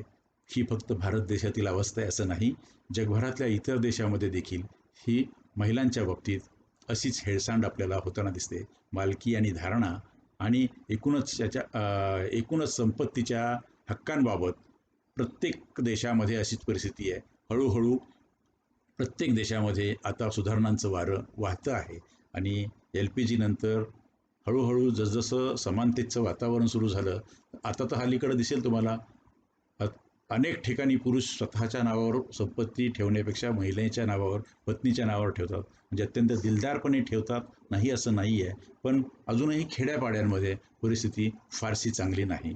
तेव्हा हिंदू कोड बिलाच्या संदर्भात आपण बोलत होतो. 17 सप्टेंबर 1951ला सादर केलेलं पार्लमेंटमधलं जे बिल होतं त्याला पंतप्रधान पंडित जवाहरलाल नेहरूंनीच पाठिंबा दिला नाही. का तर ते प्रचंड परंपरावाद्यांच्या दबावाखाली होते. राजेंद्र प्रसाद यांनी त्याला विरोध केला, निरनिराळ्या लोकांनी त्याला विरोध केला, आणि मग याचा संताप आल्यानंतर डॉक्टर बाबासाहेब आंबेडकरांनी महिलांना हे अधिकार दिले जात नाहीत, हिंदूंचा हा एकत्रित बंडल्ड असा एक कोड मी आणतोय आणि त्याला तुम्ही मान्यता देत नाही, त्यांनी तो राजीनामा दिला. ते नसताना 1956 साली त्यांनीच लिहिलेल्या या कोडचे त्यामध्ये थोडंसं कॉम्प्रोमाइज करून, त्यामध्ये सुधारणा करून, त्यातल्या ज्या परंपरावाद्यांना मान्य नाहीत ह्या सगळ्या बाबी काढून त्याचे 4 कायदे केले गेले. आणि मग आपण पाहतो हिंदू वारसा कायदा हा 1956ला झाला, हिंदू विवाहाचा कायदा 1955ला झाला, हिंदू अज्ञान पालनाचा कायदा ज्याला आपण मायनॉरिटी ॲक्ट म्हणतो, आणि नंतर हा ॲडॉप्शनचा ॲक्ट, हिंदू दत्तक विधानाचा, पोषणाचा कायदा, असे 4 कायदे अस्तित्वात आले. 1956च्या हिंदू वारसा कायद्यानुसार एखाद्या कुटुंबाची वडिलोपार्जित संपत्ती असेल तर या बाबतीत कुटुंबातील मुलांना जन्मतः त्याचे अधिकार मिळतात. म्हणजे 1956चा कायदा मुलांना वेगळं ट्रीट करतो आणि मुलींना वेगळं ट्रीट करतो. एकाच घरात एकाच मांडीवरती वाढलेली दोन बाळं थोडीशी मोठी झाल्यानंतर मात्र एक जण संपत्तीचा मालक होतो आणि एक घरातून निघून जातो, त्याचं लग्न होतं आणि तो त्या घराला परका होतो. हे घटनेला मान्य नाही. घटनेचा महाआदेश असून देखील 1950च्या घटनेनंतर 1956 साली घटनेशी विरोध दर्शक लिंगभेदावर आधारित विषमतेचं कायदा या देशामध्ये होतो. 50 वर्ष हा कायदा अव्याहतपणे चालू राहतो आणि दमनकारी व्यवस्थेमध्ये खोलवर जखम झेलणारी महिला हे सगळं सहन करते. हेच तर हे खरं देशाची सहनशीलता आहे. म्हणजेच या कायद्यानुसार एखाद्या कुटुंबातील मुलगी वडिलोपार्जित मिळकतीत जन्मतः सहनशीलदार मानले जाऊ लागले. मुलींना मात्र मानलं जात नव्हतं. मुलींना हिस्सा मिळायचा. म्हणजे खऱ्या अर्थानं 1956चा वारसा कायदा सुद्धा क्रांतिकारी होता. कारण वेदकाळापासून महिलेला काहीच दिलं गेलं नव्हतं. 1956च्या कायद्यामध्ये किमान वडिलांच्या हिस्स्यामध्ये लिगल हेअर म्हणून मुलीला काहीतरी हिस्सा मिळत होता. निदान 1956च्या कायद्यामध्ये स्त्रीधन हे पूर्णपणे स्त्रीचं ॲब्सोल्यूट ओनर स्त्री असेल आणि हे दोन गोष्टी तरी मिळाल्यात. त्यामध्ये देखील आणखी विषमतेचे अनेक मुद्दे आहेत. 2005चा कायदा झाला आणि मुलीला जन्मसिद्ध हक्क मिळाला. हे जरी खरं असलं तरी अजूनही त्या कायद्यामध्ये विषमता आहे. मला असं वाटतं की ही सुधारण्याची पाऊलवाट सुरू झाली आहे. हिचा हमरस्ता हळूहळू बनवता येईल किंवा आपोआपच होईल. हिंदू वारसा कायदा 17 जून 1956 रोजी आला. त्यातील कलम 6 हे एक अत्यंत क्रांतिकारक कलम होते. त्याचं कारण काय? कमीत कमी मुलींना काहीच नाही, वेदकाळामध्ये काहीच नाही, रेस्ट्रिक्टेड पण नाही. इथे मात्र मुलीला वडिलांच्या हिस्स्यामध्ये, म्हणजे समजा 3 मुलं आणि वडील आणि 2 मुली आहेत आणि आई. जर वडिलांचा मृत्यू झाला तर वडील जिवंत असतानाच त्याला आपण नोशनल पार्टिशन मानलं जातं. त्याला नोशनल पार्टिशन झालं असं समजलं जातं. मग 4 हिस्से झाले, म्हणजे 3 मुलांना तिघांचे हिस्से गेले आणि वडिलांचा एक हिस्सा राहिला. वडिलांच्या हिस्स्यामध्ये आणखी किती हिस्से होतील आता? एक आईचा, म्हणजे मिसेसचा, त्यांच्या मयताच्या पत्नीचा, म्हणजे या मुलांच्या आईचा, नंतर 2 मुली आणि 3 मुलं, म्हणजे 6 हिस्से होतील. आणि मुलीला प्रत्येकीला 1/6 म्हणजे मुलाला जो मिळाला तो पहिल्यांदा जो मिळाला 1/4 तो कोपार्सनरी होता आणि दुसरा जो मिळाला तो सक्सेशनने मिळालेला होता. म्हणजे मुलांना ते दोन्ही. आता मात्र मुलीला 2005च्या अमेंडमेंटमुळे हे दोन्हीही हिस्से या मुलींना आता मिळतील. का? तर त्या जन्मसिद्ध त्याच्या हिस्सेदार झाल्या किंवा त्याचे सहदायक झाल्या असं आता या कायद्यामध्ये. म्हणून 2005मध्ये हे कलम जे होतं, हे कलम 6 हे खरं क्रांतिकारक होतं. कारण वेदाच्या काळामध्ये महिलांना बिलकुलच काही दिलं जात नव्हतं. किमान 1956च्या कायद्यामध्ये थोडी का होईना सुधारणावादी विचारसरणी स्वीकारली गेली आणि महिलांना अंशतः अधिकार दिले गेले. जरी ते घटनेच्या दृष्टीने असमान होते, विषमताकारी होते, दमनकारी होते, फंडामेंटल राईट्स नाकारणारे होते, तरी देखील काही का होईना तिथे मिळालं. म्हणून त्याला क्रांतिकारक कलम होतं असं सर्वत्र बोललं जातं. आता 2005मध्ये जे आलं ते अत्यंत क्रांतिकारी आहे. हे खऱ्या अर्थानं क्रांतिकारी आहे. इथे किमान सहदायकाच्या बाबतीत, ज्याला आपण सर्व्हायव्हर आणि कोपार्सनर म्हणतो, त्याच्या संदर्भातली अत्यंत चांगली समानता या ठिकाणी आपल्याला आलेली दिसते. त्यामध्ये जी पुरुषप्रधान घटक पद्धती होती त्या पद्धतीला आता पूर्वीच्या पद्धतीला थोडंसं वळण लागलं, असं चांगलं वळण लागलं. म्हणजे वेदकाळातल्या पद्धतीला 56मध्ये वळण लागलं आणि 56 पासून आत्तापर्यंत जी असमानता होती तिला प्रचंड मोठं वळण लागलं किंवा पितृसत्ताक पद्धतीवरती प्रचंड चांगला म्हणजे घाला या निर्णयानं किंवा या कायद्यानं घातला गेला असं आपल्याला या ठिकाणी दिसतं. पूर्वीच्या हिंदू कायद्यामध्ये जो श्रुती, स्मृती, पुराण यामध्ये निर्णित केलेला कायदा होता त्याच्याशी अगदी विसंगत असा 1956चा कायदा झाला. कुटुंबाच्या मिळकतीचा एकत्र उपभोग घेण्याचा अधिकार मुलांना होता. वाटणा मागण्याचा अधिकार मुलांना होता. स्वतःचा हिस्सा विकण्याचा, त्या हिस्स्याची मृत्यूपत्राद्वारे विल्हेवाट लावण्याचा हक्क मुलांना होता. आता 2005च्या कायद्यानं हा मुलींना देखील मुलासारखाच आहे. म्हणजे आता मुलींना जन्मसिद्ध हा हक्क मिळणार आहे. कुटुंबाच्या मिळकतीचा एकत्र उपभोग घेता येणं त्यांना शक्य आहे. त्याची वाटणी मागण्याचा हक्क, पूर्वी वाटणी मागण्याचा हक्क नव्हता. वडील मयत झाल्यानंतर त्यांच्या हिस्स्यामध्ये फक्त वारस लागण्याचा, कायदेशीर वारस लागण्याचा आणि वारसाच्या ह्याच्याने जो त्यांचा शेअर असेल तो मिळण्याचा होता. आता या ठिकाणी त्यांचा रितसर त्यांचा कोफार्सनरी सहदायक म्हणून हिस्सा मागण्याचा हक्क निर्माण झाला. स्वतःचा हिस्सा विकण्याचा, तो गहाण टाकण्याचा, त्यावर कर्ज काढण्याचा, तो लीज न देण्याचा, त्या हिस्स्याची मृत्यूपत्राद्वारे विल्हेवाट लावण्याचा, त्याचा डेव्हलपमेंट करार करण्याचा सगळे हक्क आता मुलींना मिळालेले आहेत. 1956च्या कायद्यानुसार कुटुंबातील मुलींना मात्र जन्मतःच सहहिस्सेदार को पार्सनर असा अधिकार दिला गेलेला नव्हता. तो आता 2005च्या कायद्यामध्ये दिला गेलेला आहे 50 वर्षानंतर. आणि 50 वर्षानंतर 2005चा जो कायदा झाला त्याचा अर्थ लावायला आणखी 15 वर्षे गेली आहेत. म्हणजे 50 अधिक 15 65 वर्षानंतर आपण याची चर्चा करतो आहोत. मुलीला काहीतरी न्याय मिळालेला आहे. मात्र अशा संपत्तीत वारसा म्हणून मुलींना अधिकार देण्यासाठी विशेष तरतूद करण्यात आली. त्यात त्यांनी असं लिहिले, daughters have right over parental property even if coparceners died before Hindu Succession Act. Hindu एकत्र कुटुंब पद्धती त्याचा जो कर्ता असतो, कर्त्यामुळे तर अनेक प्रश्न निर्माण झाले आहेत. हिंदू एकत्र कुटुंबाच्या मिळकतीत मात्र कन्या या घटकास कोणताही कोपार्सनरी हक्क अदर हितसंबंध प्राप्त होत नसे. 56च्या कायद्याप्रमाणे सर्वसाधारणपणे अविभक्त हिंदू कुटुंबाच्या मिळकतीबाबतचा सर्व कारभार कुटुंबातील सर्वात ज्येष्ठ घटक व्यक्ती पाहते. म्हणजे जे ज्येष्ठ असतील त्यालाच आपण मॅनेजर म्हणतो किंवा कर्ता म्हणतो. त्या व्यक्तीस कुटुंबाचा कर्ता किंवा मॅनेजर म्हणून संबोधतात. एकत्र कुटुंबातील कर्त्या व्यक्तीला कुटुंब कल्याणासाठी मालमत्तेच्या संदर्भात विशेष अधिकार आहेत. कर्ता पुरुष कुटुंबाच्या फायद्यासाठी, मालमत्तेसाठी, प्रगतीसाठी, कायदेशीर गरजांच्या पूर्ततेसाठी मिळकतीचा काही भाग विकू शकतो, गहाण टाकू शकतो, हस्तांतरित करू शकतो. ते अधिकार त्यांना आहेत. पण त्यांना ते प्रूव्ह पण करावं लागतं. कुटुंबातील एक किंवा अनेक हक्कदार अज्ञान असतील तर त्या अज्ञान व्यक्तीचे जे अधिकार आहेत त्याचं देखील त्यांना संरक्षण करायला लागतं. 1956च्या कायद्याने मुलीला, आईला, विधवांना वारसा हक्क, त्यांना वारसा हक्क मिळाला. पण मुलांच्या बरोबरीचा इतका हिस्सा मिळालेला, वारसा हक्क मुलांच्या इतका असेल पण तो को पार्सनरी हिस्सा नाही, वडिलांच्या हिस्स्यातला हिस्सा त्यांना मिळत होता.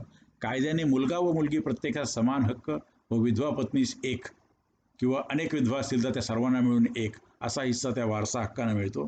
अशा रीतीनं हिंदू कायद्यात प्रथमच मुलींना 1956च्या कायद्यानुसार पहिल्यांदा हक्क दिले गेले.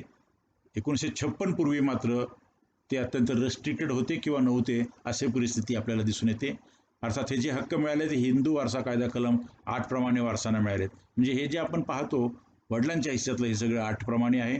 6 प्रमाणे जे त्यांना मिळायला पाहिजे होतं ते मिळालेलं नाही. 8 मध्ये दुरुस्ती करायची गरज पडली नाही, आपल्याला 6 मध्ये दुरुस्ती करायची गरज पडली आणि कलम 6ची दुरुस्ती 2005ला झाली.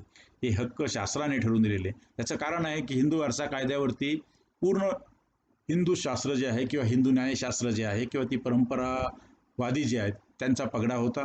तरी देखील त्यामध्ये त्यांनी सुधारणावादी दृष्टिकोन स्वीकारला होता असं साधारण दिसून येतं. हे हक्क शास्त्राने ठरवून दिलेल्या पारंपरिक हक्कांना बाजूला सारून नव्याने केलेल्या कायद्याने देण्यात आलेले आहेत. मात्र बाबासाहेब आंबेडकरांनी समानतेचा कायदा कोडबिलाच्या निमित्ताने मांडला. त्याच्यामध्ये बऱ्यापैकी कॉम्प्रोमाइज केलं, काही तरतुदी वगळल्या. त्यानंतर देखील जो झाला 1956चा कायदा त्यालाही आपण क्रांतिकारी म्हणतो.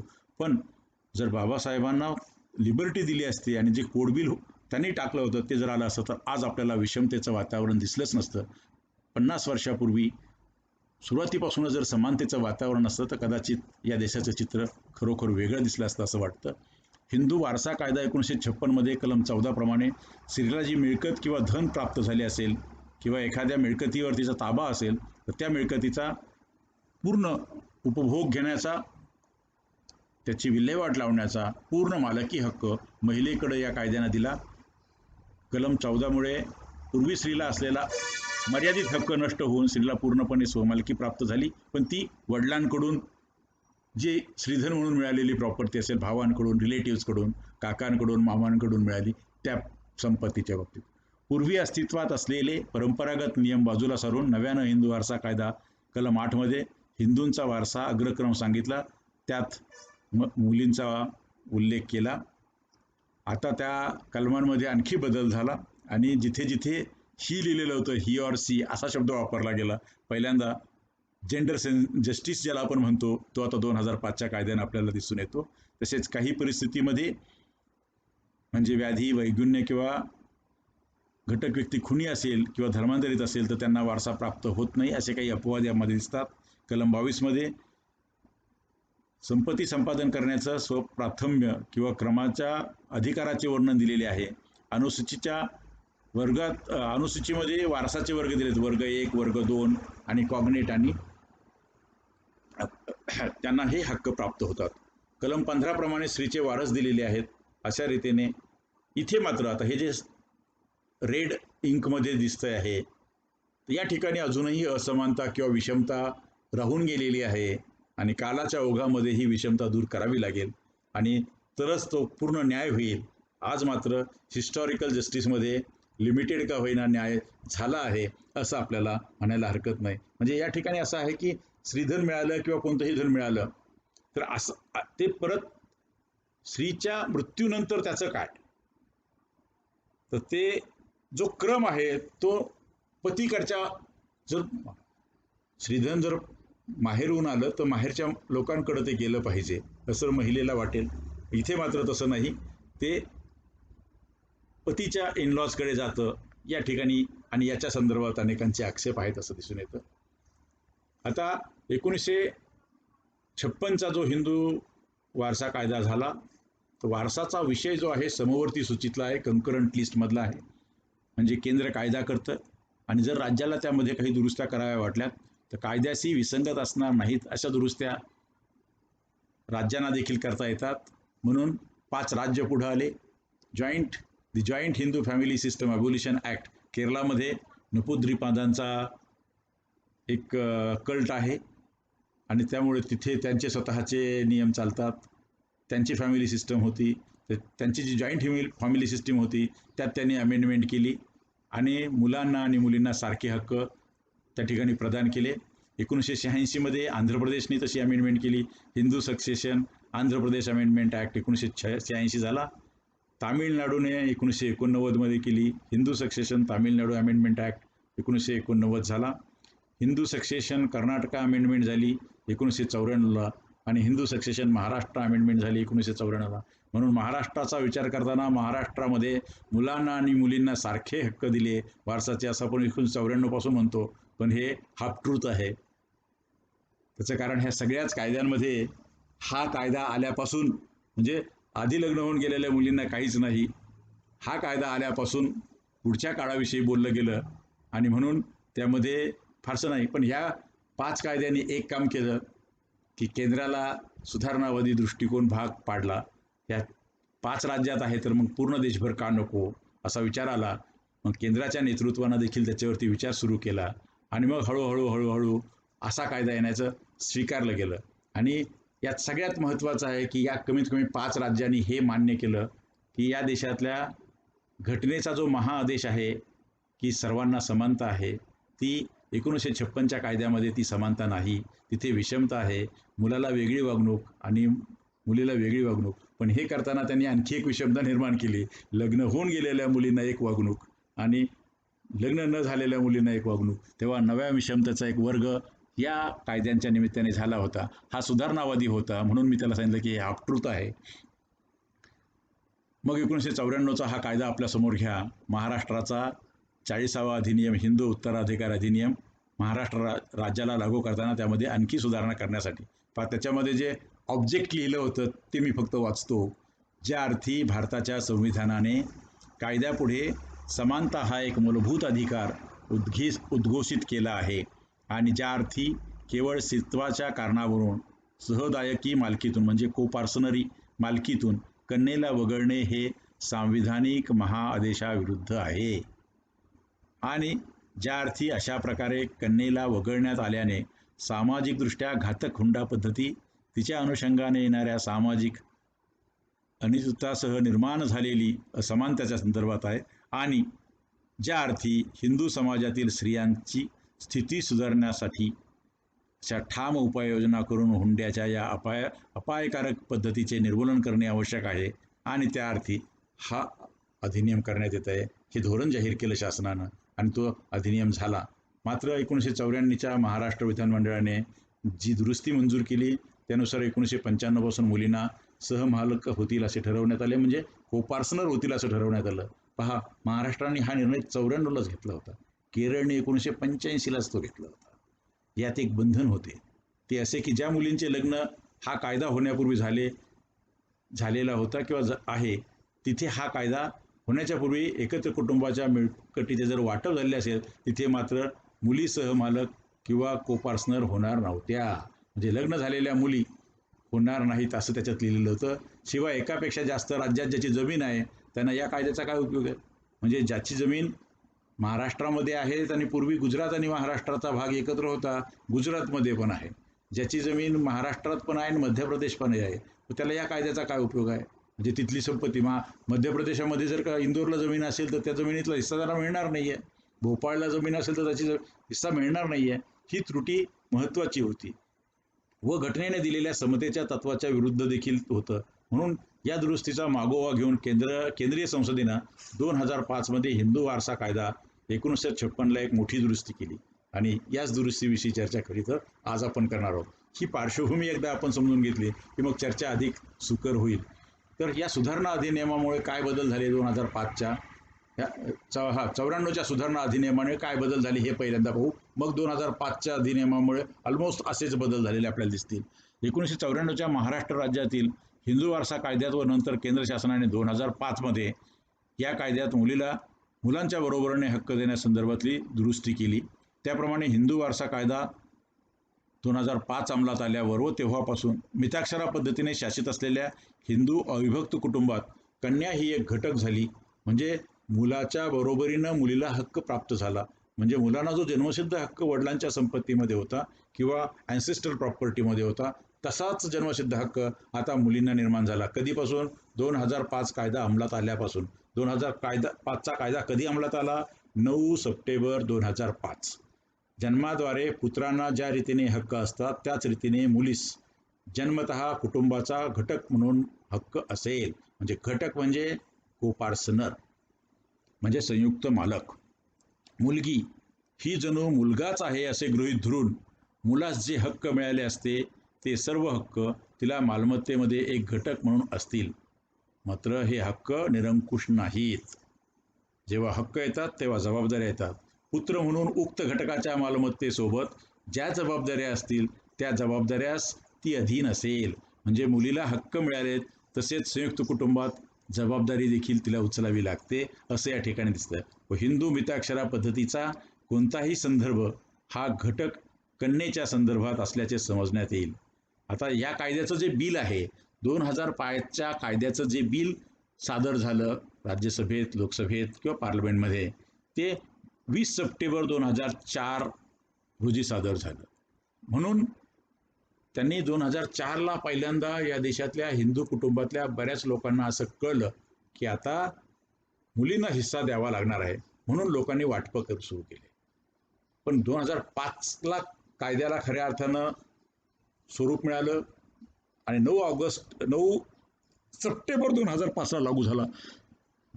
पण लोकांनी 9 सप्टेंबरच्या आधी वाटप करू नये म्हणून त्यांनी ज्या तारखेला ते बिल सबमिट झालं त्या तारखेपासून, म्हणजे त्या तारखेच्या आधी झालेले जे वाटप असतील ते ग्राह्य, विक्री झाली असेल ती ग्राह्य, हा बिल सादर झाल्यापासून तर लागू होईपर्यंत हा जो मधला काळ आहे त्या काळातलं कोणतंही वाटप ग्राह्य धरणार नाही आणि ते वाटप विचारात घेतलं जाणार नाही असा त्याचा अर्थ आहे.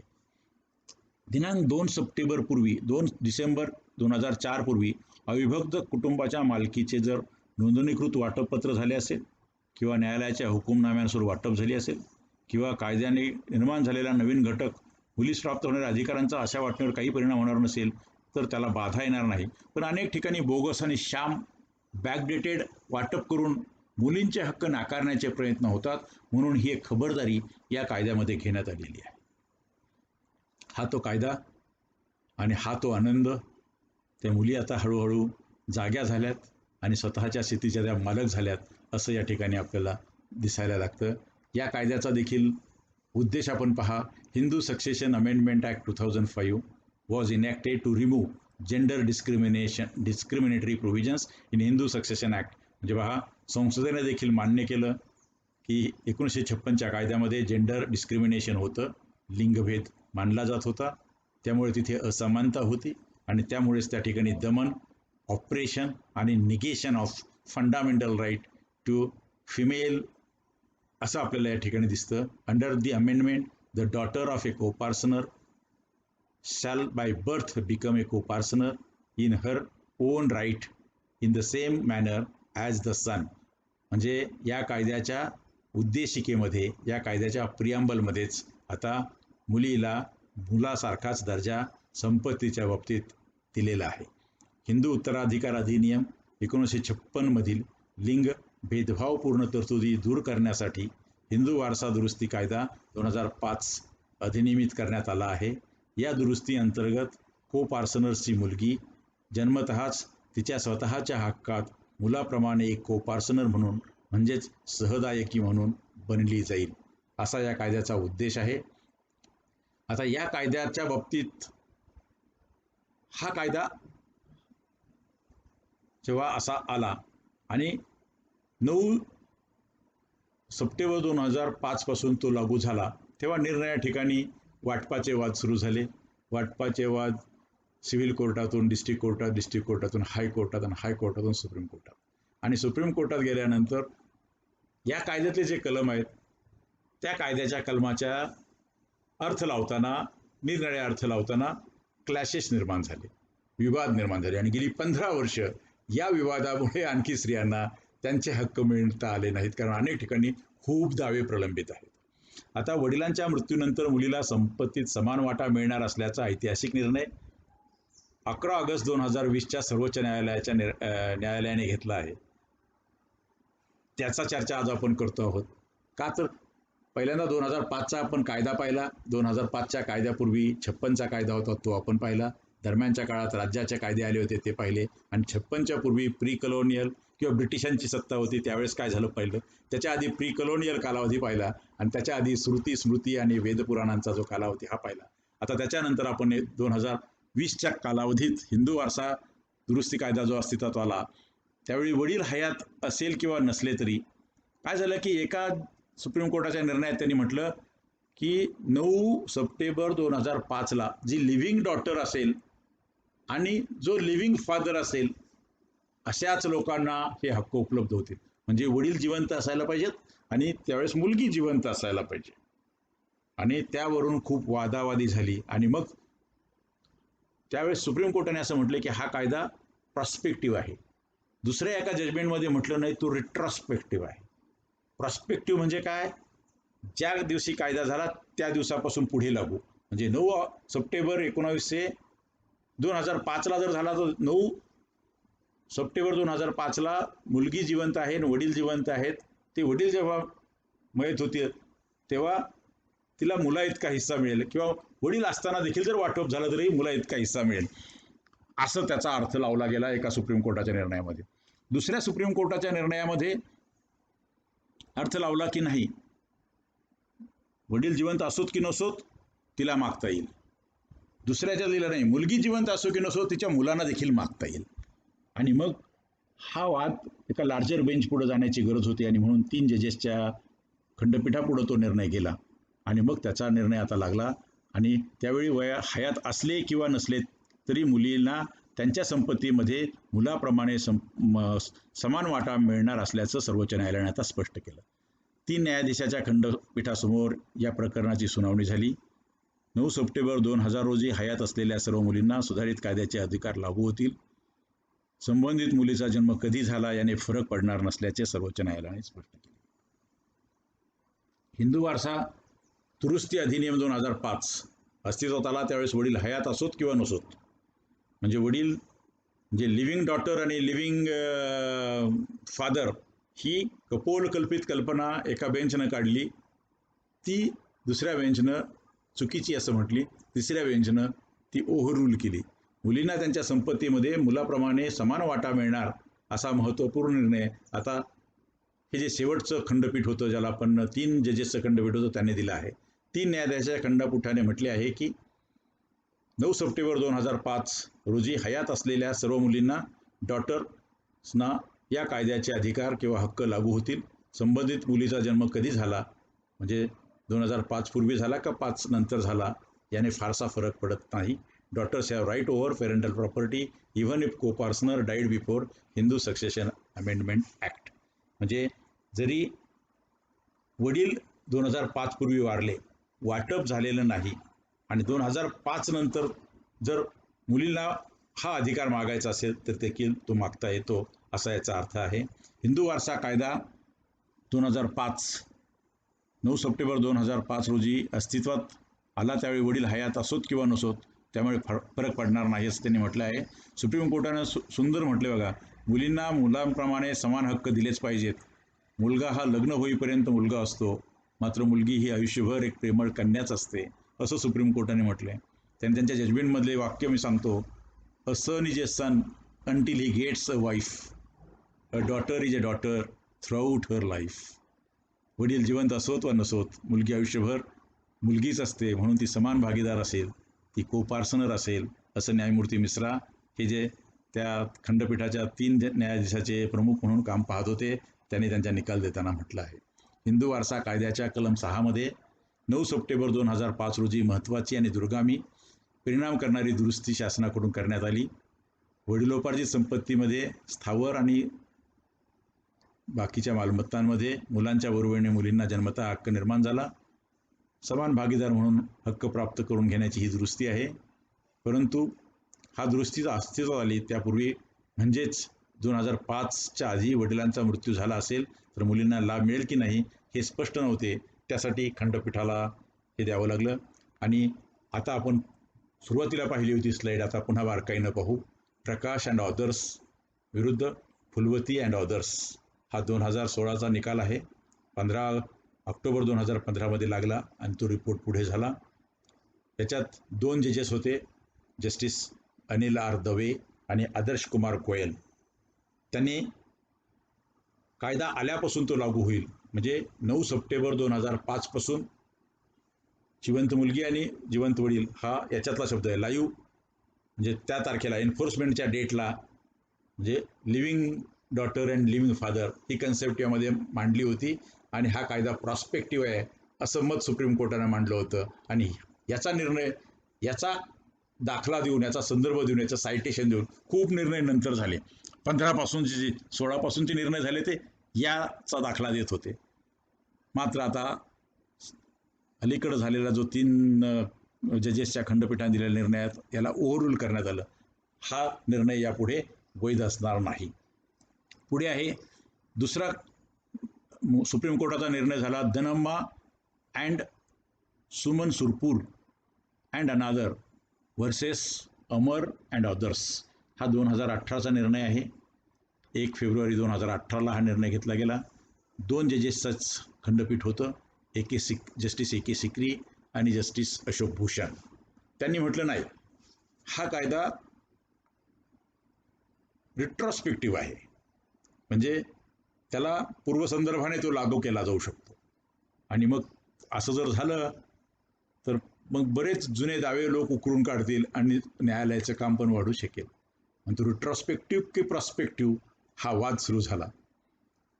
याला पार्शली ओव्हररूल केलं आणि पार्शली मान्य केलं ह्या शेवटच्या बेंचनं. नंतर मध्ये झाला मंगमाल अँड तुलसी @तुलसी अँड अनादर versus TB Raju and others. हा 19 एप्रिल 2018ला निर्णय झाला. 2 जजेसच्या खंडपीठाचा हा निर्णय आहे, जस्टिस RK अग्रवाल आणि जस्टिस अभय मनोहर सप्रे. त्यांनी म्हटलं की प्रकाश अँड ऑदर्स फुलवती वर्सेस फुलवतीमध्ये जे लिहिलं प्रॉस्पेक्टिव्ह तेच बरोबर आहे. याला पण या जजमेंटनी ओव्हररूल केलं गेलं. तेव्हा आता हे 3 जजमेंट ओव्हररूल झाले. हा पार्शली आणि हे फुल्ली, हे तिन्ही जजमेंट आता ओव्हररूल झाले. आणि शेवटचं जजमेंट शिल्लक राहील ते जजमेंट आहे विनीता शर्मा व्हर्सेस राकेश शर्मा. आणि या केसचा निकाल लागला.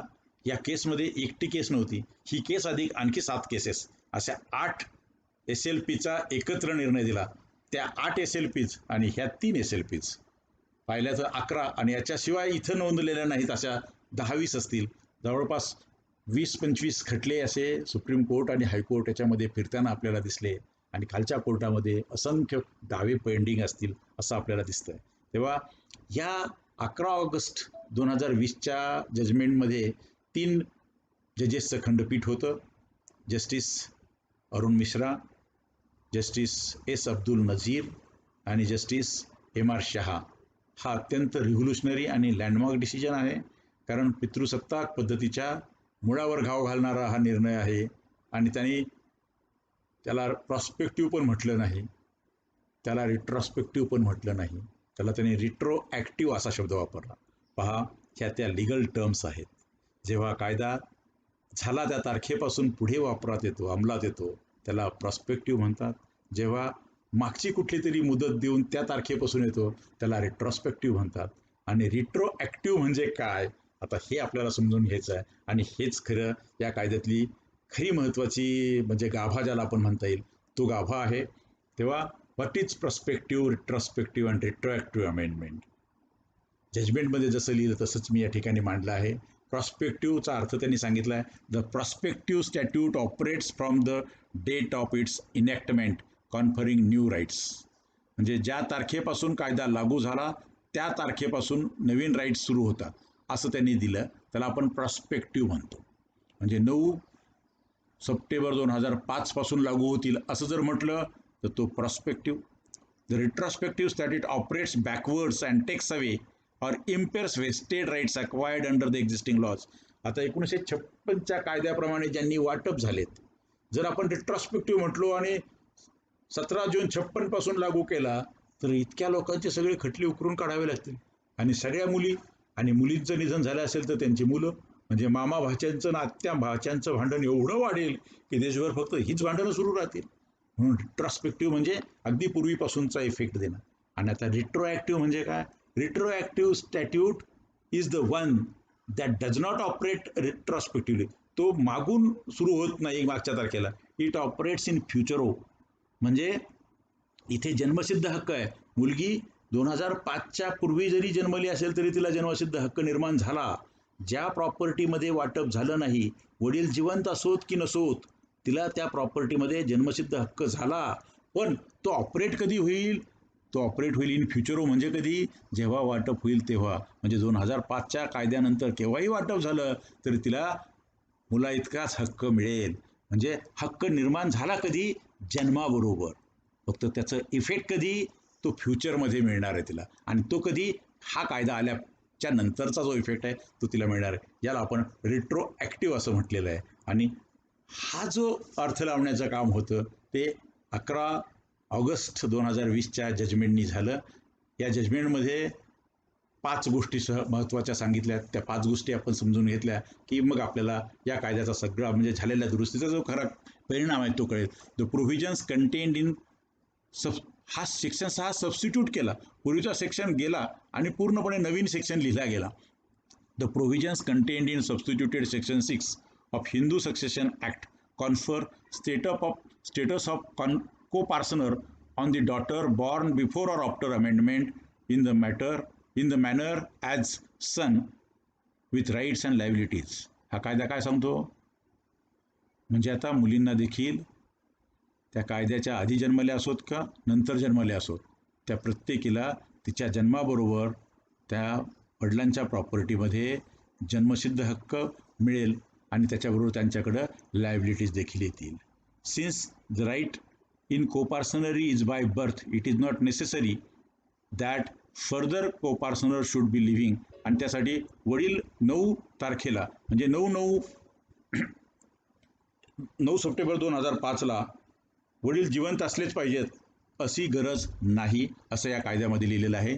The rights can be claimed by the daughter born earlier with effect from, म्हणजे त्या पूर्वी जन्मलेल्या असतील, 9 सप्टेंबर 2005च्या पूर्वी जन्मलेल्या असतील तरी देखील त्यांना हा राईट असेल. फक्त त्याला अपवाद एकच आहे, तो 6(1) मध्येच लिहिलेला आहे. जर 9 या कायद्यामध्ये जी तारीख दिलेली आहे 20 डिसेंबर 2004 ज्या तारखेला राज्यसभेत बिल आलं होतं त्या तारखेपूर्वी जर पूर्वीच्या कायद्याप्रमाणे ॲलिनेशन म्हणजे विक्री, पार्टिशन म्हणजे वाटप आणि टेस्टामेंटरी डिस्पोजिशन म्हणजे ज्याला आपण म्हणतो मृत्यूपत्र किंवा विल करून त्याचं डिस्पोज ऑफ झालं असेल, म्हणजे 20 डिसेंबर 2004 पूर्वी, म्हणजे हे बिल सादर होण्यापूर्वी कागदोपत्री अंतिमरित्या वाटप, विक्री किंवा विल झालेला असेल तर अशा गोष्टी वगळून त्यांना राईट असेल. म्हणजे त्यांचा राईट जर अशा याच्यात नष्ट झाला असेल तर त्याला आपण काही करू शकत नाहीत. पण त्याचं वाटप व्हायचं राहिलं असेल, विक्री व्हायची राहिली असेल, अशा टेस्टामेंटरी विल करायचं राहिलं असेल, अशा जेवढ्या असतील त्या म्हणून हा एक अपवाद त्या कायद्यामध्ये आपल्याला लिहिलेला दिसून येतो. Statutory fiction of partition. आता पार्टिशनच्या बाबतीत फिक्शन अशी आहे की वडील, पूर्वीचा कायदा होता त्यात ती फिक्शन होती, आताही फिक्शन आहे.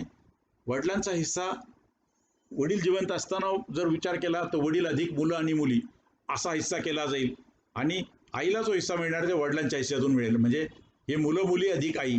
तेव्हा नेहमी लक्षात ठेवा की आता ह्या कायद्यामध्ये वाटप हो की न हो, एक नोशनल वाटप आहे की त्या प्रॉपर्टीला कोपार्टनर्स किती आहे तितके हिस्से त्याला होणार.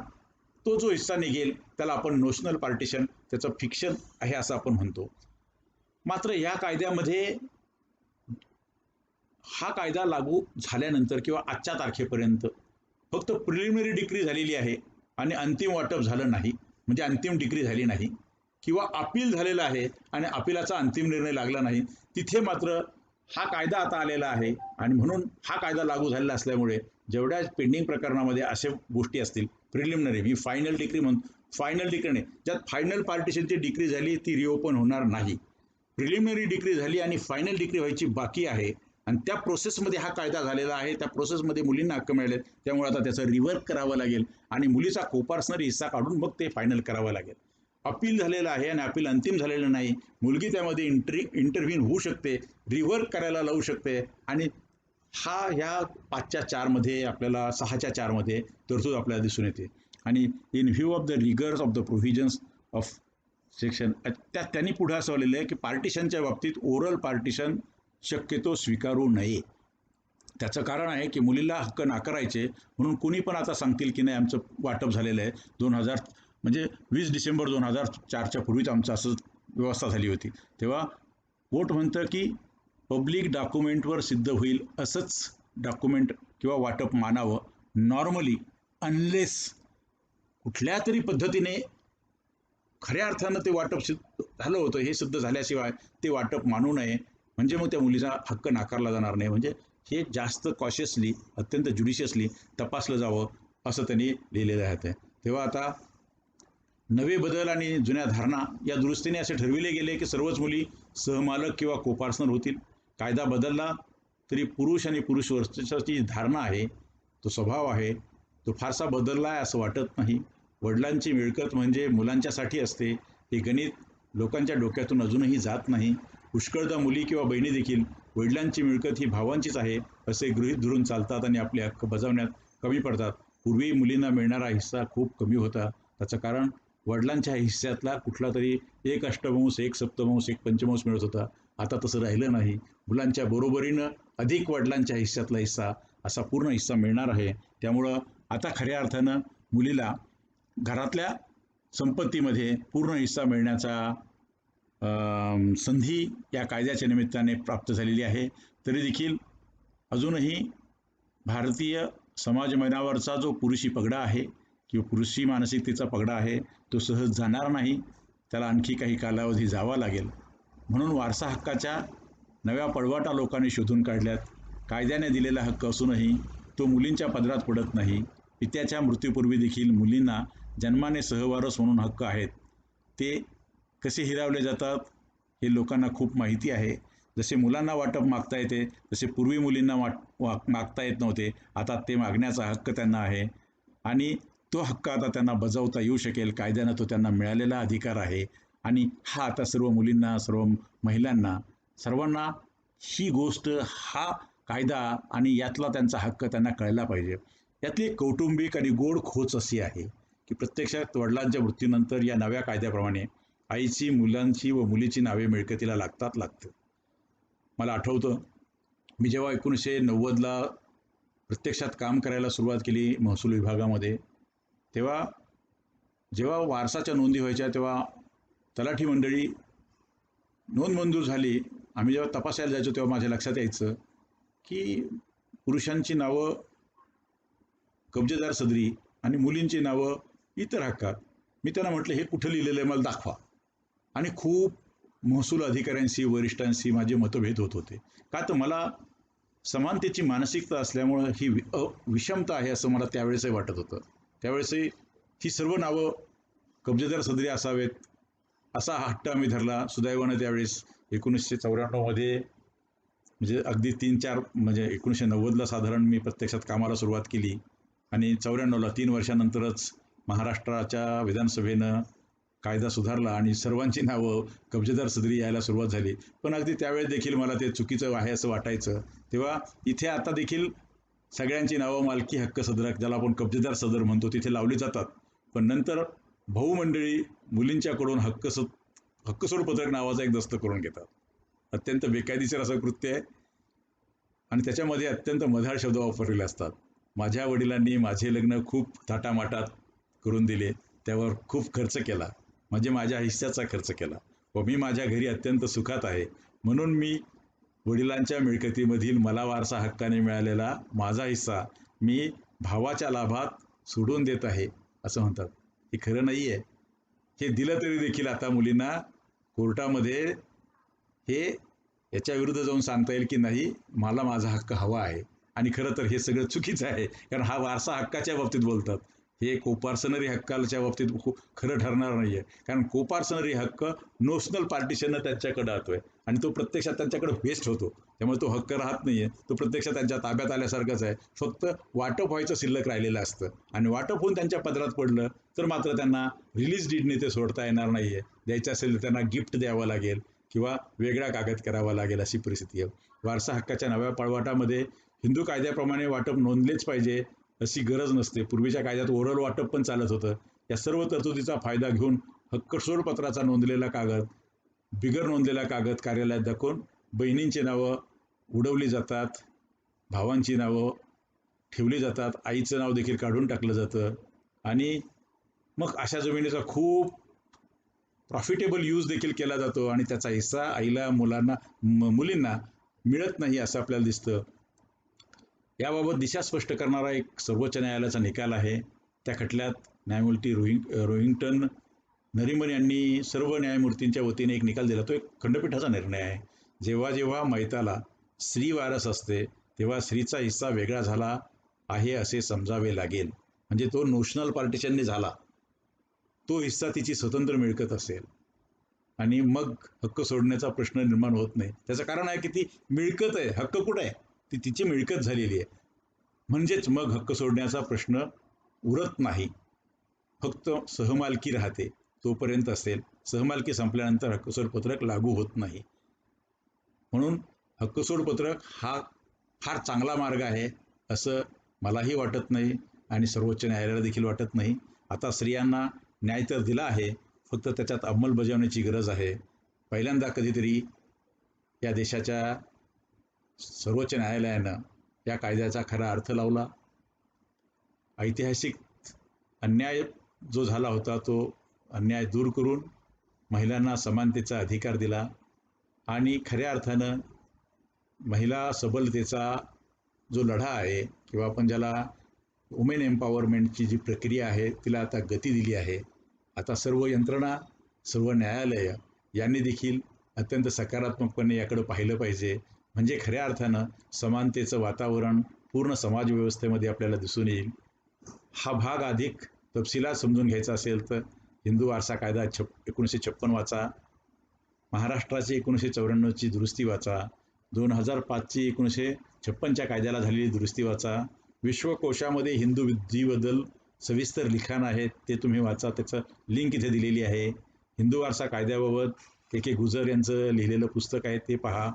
या 4 केसेस ज्या आपण आता चर्चिल्यात त्या आपण पहा आणि हे सर्व पाहिल्यानंतर आपल्या लक्षात येईल की आता मुलींना निर्विवादपणे मुलांच्या इतकाच हिस्सा धारण करण्याचा, त्याचा उपभोग घेण्याचा, त्याची विल्हेवाट लावण्याचा, त्याचं मृत्यूपत्र करण्याचा, ते गहाण टाकण्याचा, ते लीजने देण्याचा, स्वतःच्या इच्छेप्रमाणे त्याचा वापर करण्याचा आणि हे करत असताना संयुक्त कुटुंबाच्या बाबतीत येणारी मुलाबरोबर असणारी जबाबदारी आहे, ती जबाबदारी पार पाडण्याचा पूर्ण हक्क मुलीला आलेला आहे. मुलगी आणि मुलगा यामध्ये आता कोणतंही भेद राहिलेला नाही. तेव्हा लिंगभेदाचं जे काही दमनकारी व्यवस्था होती ती आता संपुष्टात आलेली आहे आणि खऱ्या अर्थानं समान संपत्तीचं वितरण ज्याला आपण म्हणतो, वाटप ज्याला म्हणतो, ती व्यवस्था या पुढच्या काळामध्ये सुरू होईल.